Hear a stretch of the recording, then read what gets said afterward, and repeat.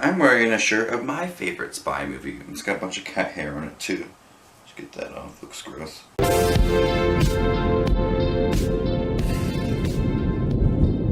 The Bourne Supremacy stars Matt Damon as Jason Bourne, and this time around it is directed by Paul Greengrass, who also directed movies like Green Zone and the new Jason Bourne movie. The first one was directed by Doug Liman. When Jason Bourne is framed for a CIA operation gone wrong, he is forced to resume his former life as a trained assassin. During all this, he is still trying to piece things together through his past life. He's trying to figure out more about Treadstone and the people trying to set him up.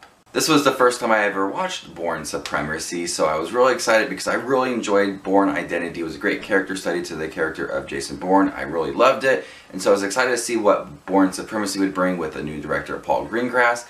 And Bourne Supremacy really feels like the Bourne Identity. It's one of the movies where he's trying to figure out about his past life, and that's what Bourne Identity really was. And Bourne Identity was more of a character study, and the Bourne Supremacy is more of an action film with pieces of the Bourne Identity. I did like the Bourne Supremacy more because it was heavy on the action compared to Bourne Identity. I did find Paul Greengrass's take on the action to be a little fast edited and a little shaky cam here and there. Although I did find it to be intense, sometimes it did get a little bit annoying, but the action is definitely there. The intensity level is really high for this film. I also could get behind the story a lot more this time around because there's a lot of emotion to Jason Bourne's character, something that happens early on in the film. Not going to spoil it for anybody, but something happens early on and that provides a lot of emotion for the rest of this film. It gives Jason Bourne a reason to do what he does in this film. I like the Bourne Supremacy, I like the action, I like the emotion behind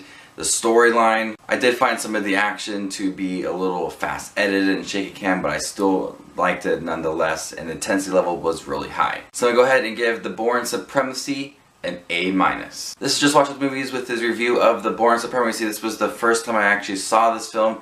I just got done watching the Bourne Ultimatum. That review will be coming up next, and then I'll be checking out Jason Bourne as well. Won't be reviewing the Bourne Legacy because I've already seen that and I didn't really care for it. So this is Just Watch His Movies, and you stay classy, YouTube.